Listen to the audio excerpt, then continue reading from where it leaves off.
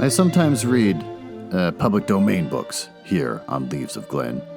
And they were written a long time ago, so they're usually racist or sexist or bigoted. But in there somewhere and all that is a story, and that's why those stories are famous. Other times, I read works from independent authors, and they're delightfully not racist, but they might have adult language or adult situations. So that's your warning, but I'm sure you are grown up enough to handle it. Don't write to me complaining.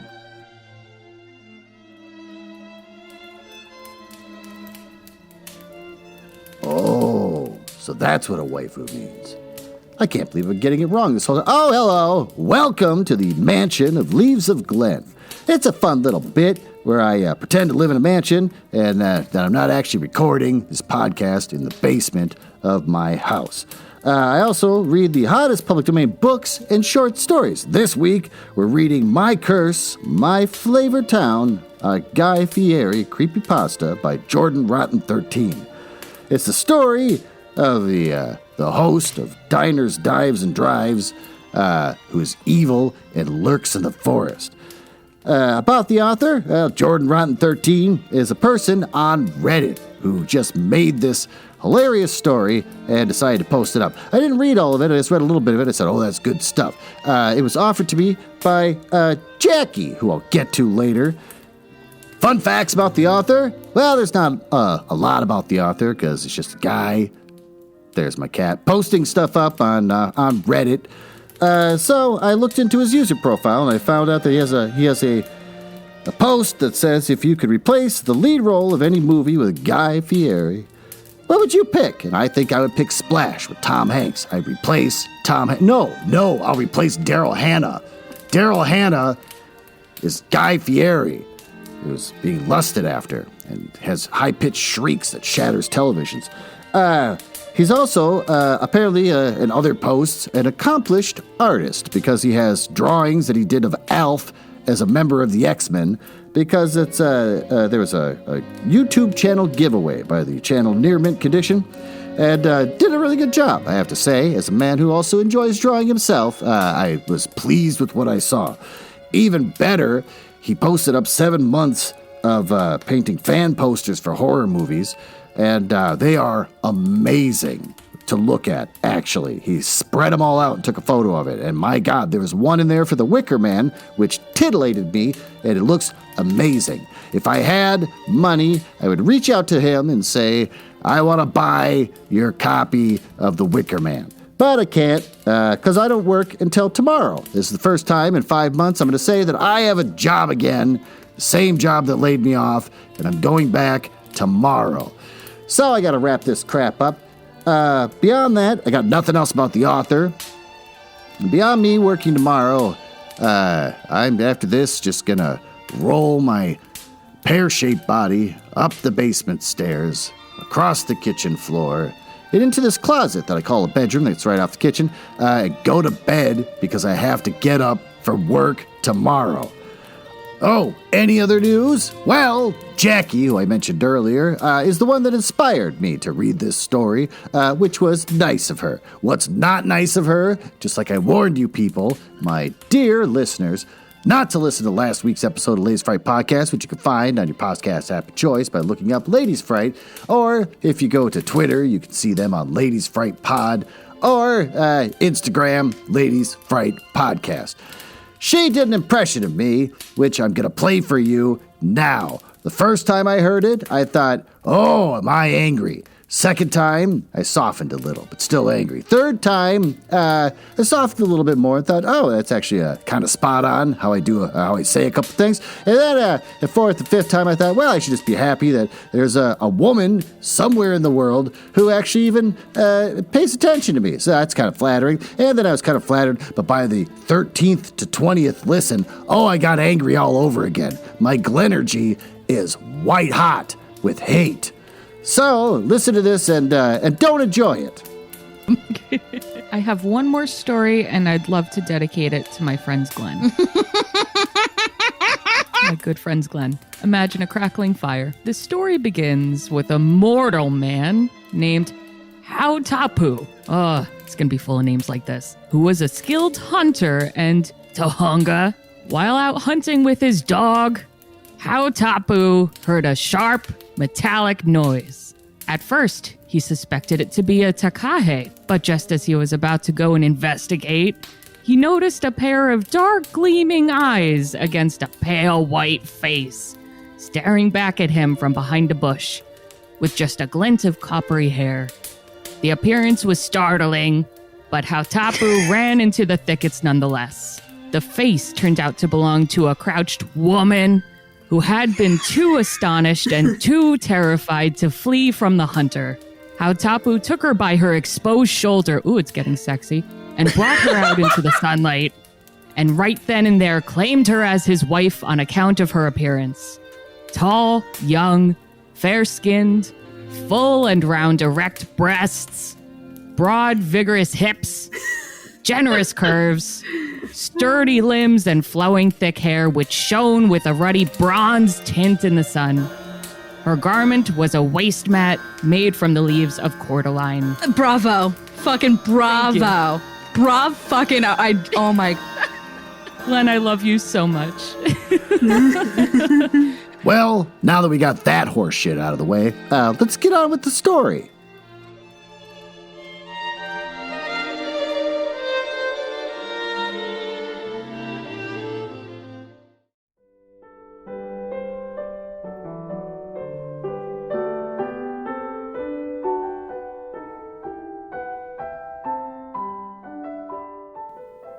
My Curse, My Flavor Town.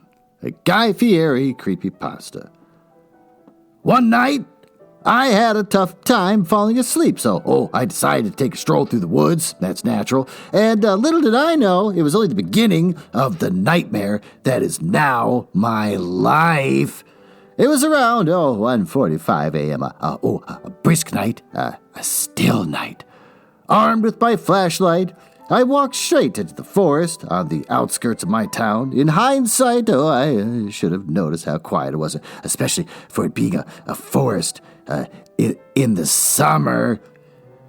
I should have noticed the lack of any noise. There wasn't even a breeze. Suddenly, there was the sound of branches breaking, as if someone were tearing them straight off the trees. I panicked, thinking there could be a bear or some other horrible creature ready to pounce. Little did I know it was something so much worse than that. Something far worse. I stopped walking and cocked my head to the side, hoping to hear the sound of footsteps so I would know which way to run if it came to that. I also picked up a couple of loose stones from the ground, mostly just to calm my nerves. A loud "woo" obliterated the silence. It sounded as if Ric Flair had a throat lubricated with bacon grease. I could almost smell the noise. I flipped the switch on my flashlight to try and hide my location. A loud thumping accompanied the noise, and in the light of the full moon, I saw a human shape come around a tree in front of me. It was about 15 feet away and nearly 6 feet in height. I heard a loud sniffing sound, and I could see the outline of its head turn my way. It started coming closer, and I started to feel adrenaline pump into my system. I turned tail and ran. I was sprinting as fast as I could, and this guy was easily keeping pace with me. I tripped and rolled onto my back, knowing that only in a few moments my life would be over. As a last-ditch effort, I decided to turn my light back on and maybe blind my pursuer. I waved the flashlight around wildly, hoping to catch his eyes in the light. Large black eyes reflected back, and I nearly peed my pants. I don't know why that got me. I don't think in all the time that I've ever been reading for these podcasts, I've ever had to read the lines, I nearly peed my pants. Thinking for a moment that I was looking at some extraterrestrial being, once I took a moment, though I realized it was sunglasses. Who would wear sunglasses? Well, in the forest. At 2 a.m. Why would anyone do that? I took the rest of this guy's outfit, track pants, snakeskin boots, and bright green bowler shirt with embroidered flames rising up from the bottom. Oh, the shirt was also streaked with some dark liquid that I couldn't identify. I raised the light back up to the man's head, and he had a black goatee with a bleached streak down the middle, like a racing stripe, and bleached spiky hair on the top of his head. Oh, he looked weirdly familiar, like I had seen him somewhere before. Maybe at the local racetrack? Maybe we had passed in the street or something. I couldn't place him. Oh, he started to giggle as he approached me and opened his mouth. Without moving his lips, I heard this sentence emanate from him. You're taking the gobble full throttle. And he charged after that. Still lying prone on the ground, there was a little defense as he belly flopped on top of me like an inept diver. Oh, the wind was very nearly knocked out of me, and he tried to pin me down. I grabbed hold of his arms and realized that they were also covered with the same dark liquid that was on his shirt. It was a barbecue sauce. I screamed, and he yelled, the sauce is money. With a sudden movement, bit deep into my shoulder, tearing a chunk out of my muscle. Oh, he twisted his head from side to side like an alligator and pulled his head back. He swallowed my flesh as I laid there sobbing, knowing that my life was over. I could feel the lifeblood pumping out of my shoulder with each beat of my heart. He made a smack inside with his lips. I could put this on a flip-flop and it would taste good. He climbed off me and flipped his sunglasses to the back of his head. I had a moment of clarity and realized this man, this monster, was Guy Fieri. He looked at me dead in the eye and said, "Now that you bear my mark, you shall walk the earth for all eternity. You will haunt diners, drive-ins, and dives until the sun burns out and no life is left on this planet. I'm driving the bus to Flavor Town. You're coming along for the ride. Love, peace, and taco grease." And with that, he let out a long, bubbling sigh. His body started to shake and convulse, and I noticed that his skin and clothes were sloughing out, falling in chunks to the floor, where it started to sink into the dirt. Soon, only a skeleton remained, and that too crumbled away. I forgot all about my shoulder as my new and horrible agony racked my body, causing me to twist onto my side and curl in the fetal position. Oh, I puked uncontrollably and shook. It felt as though my skin was splitting. The dropped flashlight illuminated my body as I looked down and saw that I was correct. Huge splits were running down my arms, and it felt like the same could be happening on my legs. In the splits, I could see something bright yellow, but I couldn't make it out as a fresh wave of pain hit me. Oh, my head seemed to stretch and bulge as something forced itself out of the back of my head, and I was on the ground screaming for what seemed like hours. At some point, I blacked out. I awoke and realized that my voice had completely been destroyed from the screaming. But I also realized the pain had started to subside. Oh, and I looked around and saw my skin and clothes littering the ground around me, as if I had cast them off. I felt my face and realized I had grown a goatee, and sunglasses were now sitting on the back of my head snugly. Is that what grew out of the back of his head? That's freaking amazing. I stared down at my arms and saw tattoos. I were never there before. Framed my arms was a yellow short-sleeve shirt with flames printed on the sleeves and bottom. It hit me like a ton of bricks. My worst nightmare had come true. I was Guy Fieri now. So that's part one. There's a part two, which we'll get into. My Curse, My Flavor Town 2. Flavor Bound. I sat on the floor of my kitchen in a circle of candles, wreathed in the shifting, flickering light. I was working on opening the device. It was a triangular in shape and made of wood or metal. It was tough to say. The puzzle, what appeared to be representations of pepperoni and cheese on it. Somehow I had to reconfigure this into a pizza slice, if I wanted to open the portal to Flavortown. Hours passed and I was making progress, twisting a pepperoni here, realizing some cheese there, and I moved my fingers along the crust, and almost imperceptibly I felt a click. I knew I was almost there. I spun the crust around, and suddenly I heard the tolling of distant bells. Taco bells.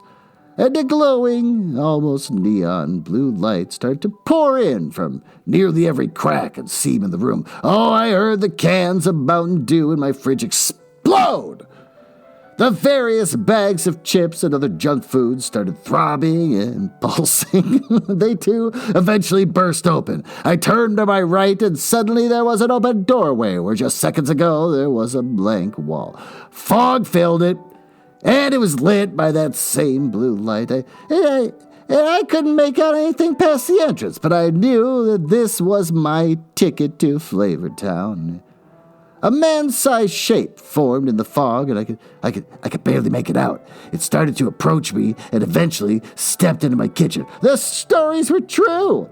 The pizza puzzle had been solved, and the mayor of Flavortown himself, Guy Fieri, was now in my house.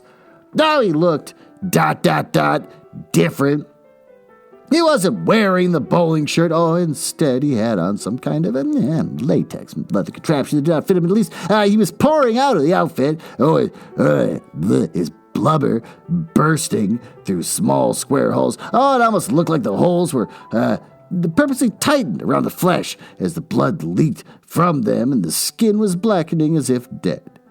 He had his trademark sunglasses on, and oh, yes, same hair, but his overall skin tone was now bluish-gray. He had spatulas and other cooking instruments tied around his considerable waist. What are you? I asked. An explorer in the further regions of taste? A demon to some, an angel to others. He took a step toward me and extended his hand. Come. You solved the slice. You must come with me and taste our pleasures. I declined to take his hand, but I followed him nonetheless, and we walked for what seemed like eons through labyrinthine corridors. My sense of smell was being constantly assaulted by the new and varied scents. Well, with that, boy, I'm wet. Why don't we take a break and learn about new and upcoming romance novels from Penguin Random House Books. I'll meet you up in the master bedroom, eh?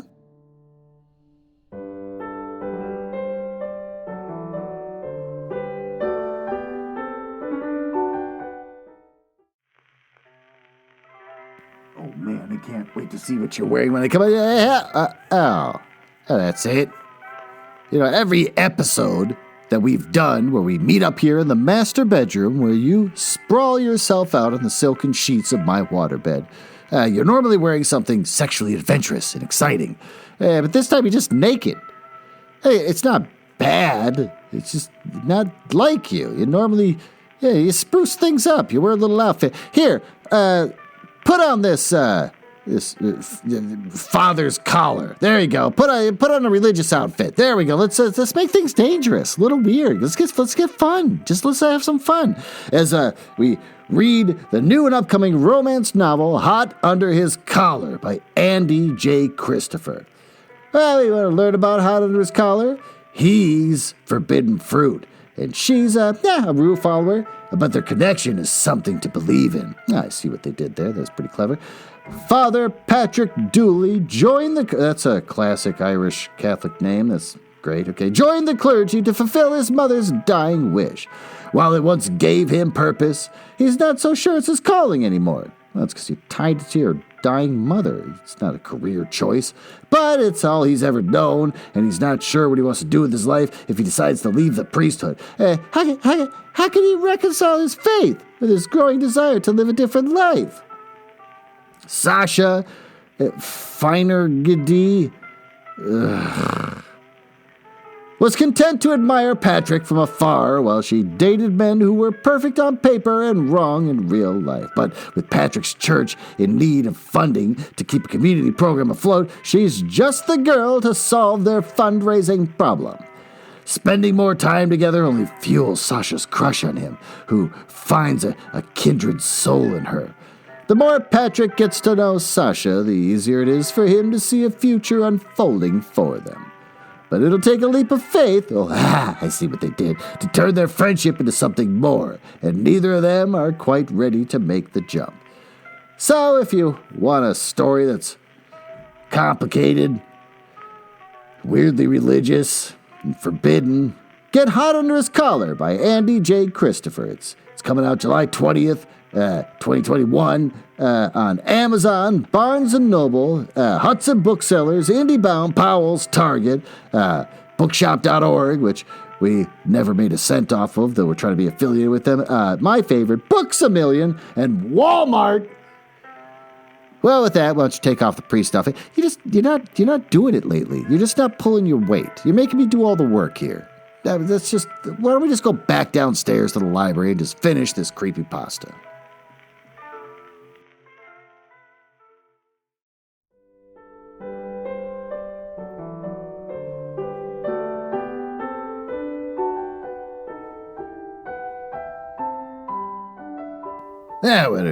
Where do we leave off? He went to Flavortown, was assaulted by new and varied scents. Some amazing, some so bad I couldn't even imagine what they'd be coming from. The corridor finally opened up into a wide plateau. Above everything, there was a gigantic floating burrito, which was impossibly large. It could be the origin of the various food smells. Flavortown seemed like it would be a lot nicer than this when I heard the stories. The burrito let out a loud blast of sound, almost like some kind of a foghorn.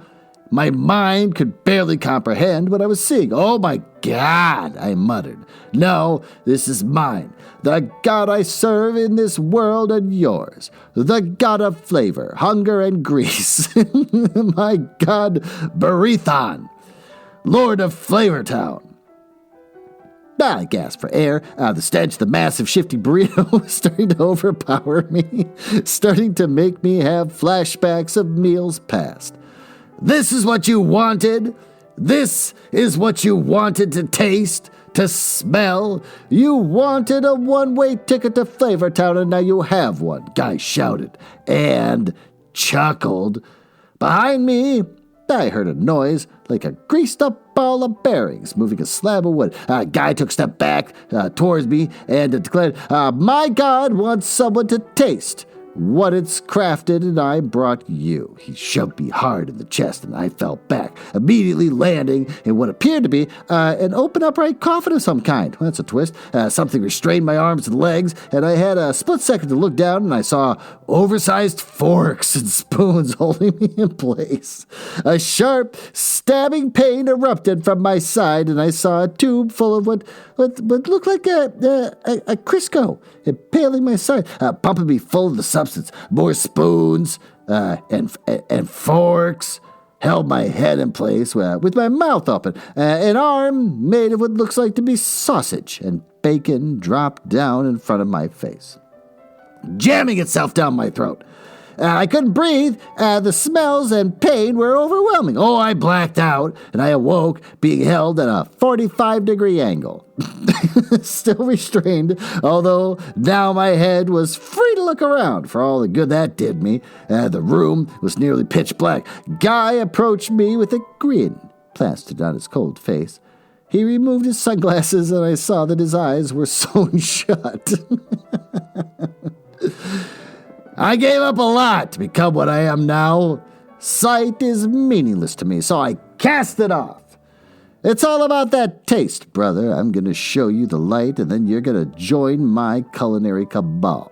I'm about to knock your socks off with this fresh take on a classic. When I put this in your mouth, you're going to feel like an ATM, because this is money.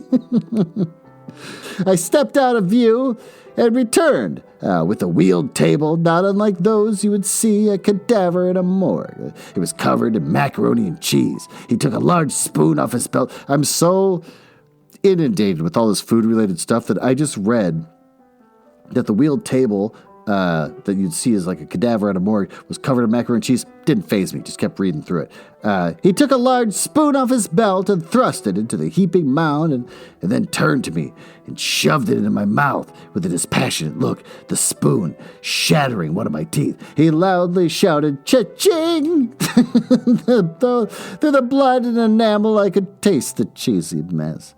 Oh, my sanity must have started to slip because it really did taste good. After I swallowed, he filled my mouth again immediately. This time, it tasted slightly different, better somehow. There was a hint of something that I couldn't quite place. Oh, I chewed more and realized that it was bacon. And I looked at Guy, and he grinned again. Hey, you tasted that bacon yet? It really kicks it up a notch, huh?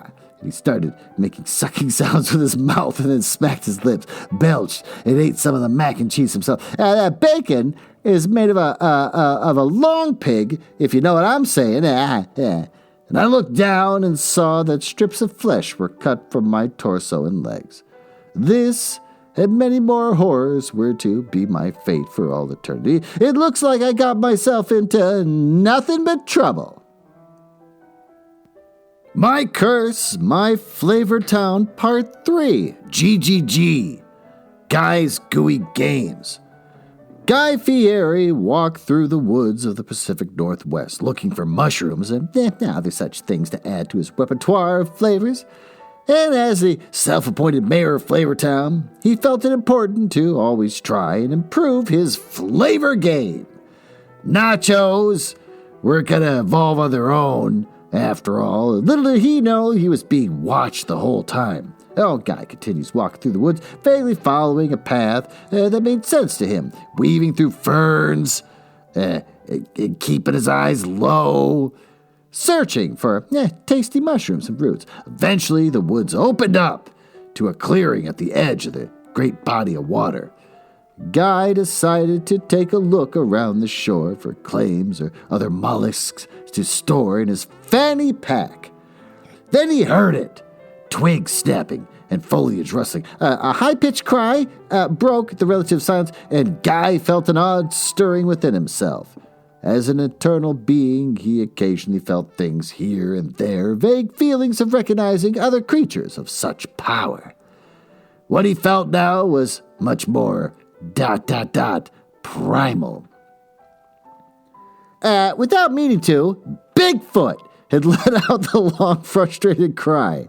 It knew that it desperately needed the man's attention, and it needed something else too, the sweet release of years of pent-up passion. Oh, Bigfoot walked out of the forest toward the man, its swollen, girthy dingus bouncing between its hairy legs. Oh, the man froze upon seeing Bigfoot, but a smile slowly spread across his face as he took note of Bigfoot's erect love dart. Hey there, big fella, the man called out. I think you have just what I need right now, and I'm pretty sure I have a few things that'll make your day, too.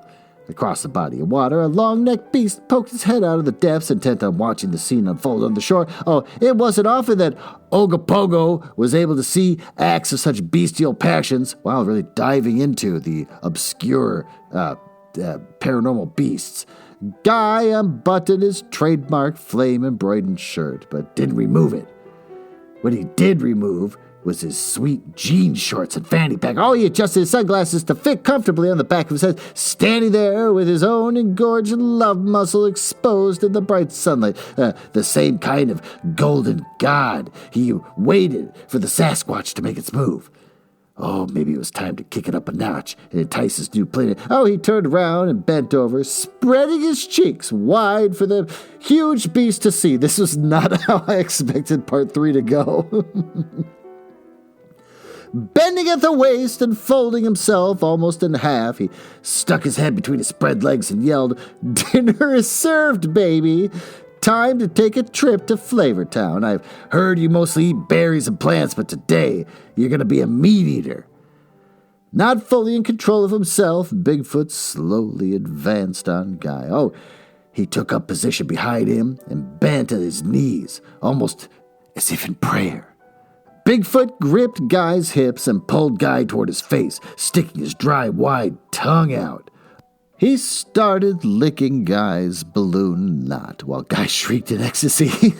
Time passed and Bigfoot was ready for some release of his own and decided to enter Guy. As Bigfoot speared Guy, Guy's mind drifted back to memories from a lifetime ago, dwelling on the time he spent with a young man just starting to dabble in mysticism named Aleister Crowley. Oh, he spent months with him, teaching him secret skills and how best to power bottom. Oh, he hoped he made good use of them. Guy was snapped out of his daydream when Bigfoot let loose into the high-pitched cry, and then it was time. Bigfoot blasted his load into Guy, and he found that he couldn't stop coming. In fact, he couldn't even pull out. Oh, his balls were pulled out through his peephole as he kept spraying load after load into Guy's voracious ass. Voracious ass.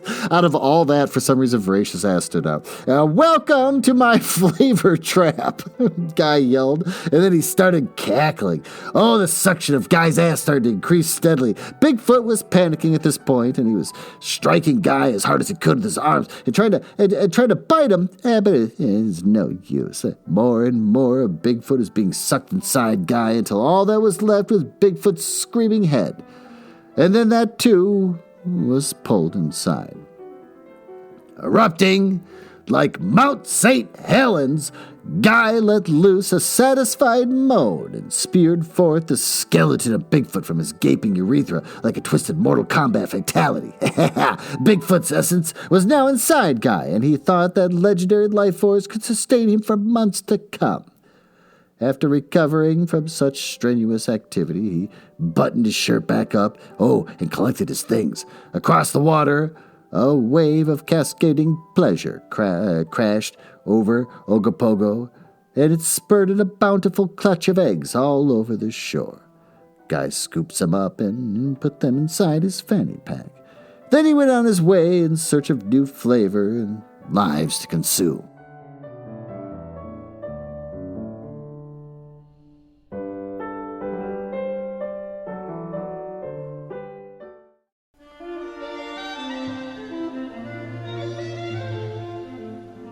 Well, now that we're back here in the smoking room, we can review what we've read here on this Reddit user's collection of short stories.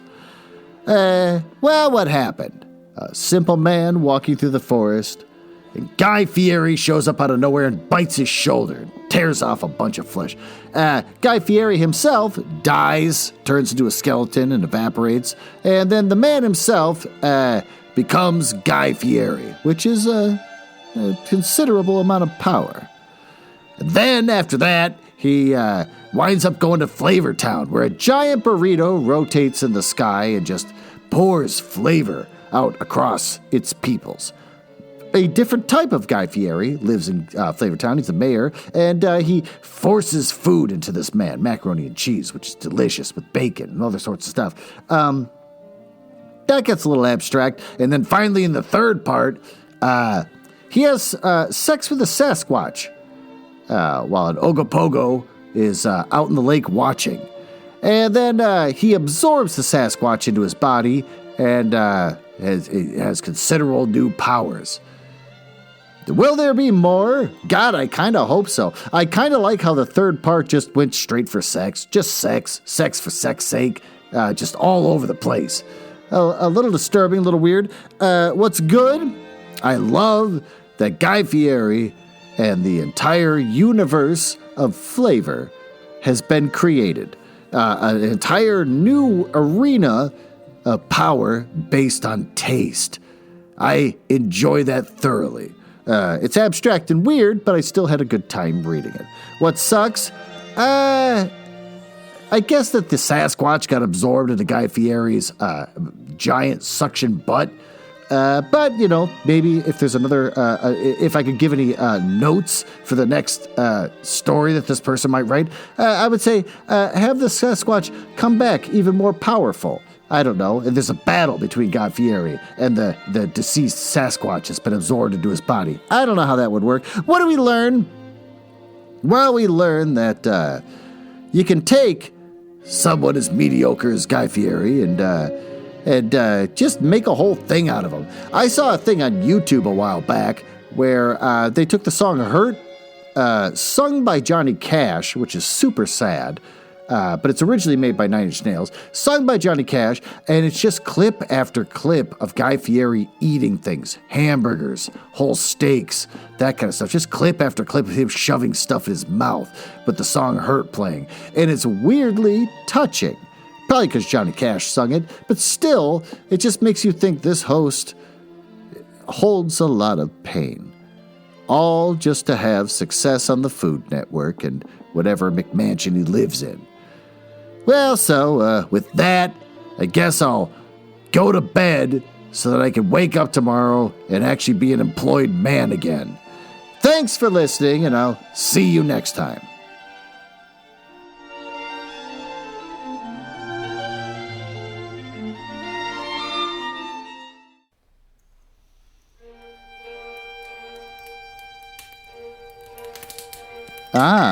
Well, it appears you found me in the part of the podcast I hate the most, where I tell you all about the places on the internet where you can find me. You can tell I hate this because of the sound effects making it sound like a stormy night in the drawing room of the damned. Now, there's that. Are you cool? I like cool people. It's the reason why I got involved in this business to begin with, just to meet cool people, not losers. So if you're cool, feel free to go over to my website, nuzzlehouse.com. You can see a backlog of everything I've ever read, along with episodes from the Book Boys and blah, blah, blah. You can also find me on Instagram, which is House Nuzzle. And conveniently enough, Twitter, which is also @HouseNuzzle. Annoyingly, YouTube made me pick a name instead of just a House Nuzzle, so I got Glenn Nuzzles. So I guess you search for that if you want to watch a screen that doesn't do anything and just hear my voice. And since I think you might be cool, you can always just email me directly, glenn.nuzzles@gmail.com. But don't email if you're a nerdlinger or a dork. Now, back to business. Can't believe I drank all of them already. There's gotta be one left.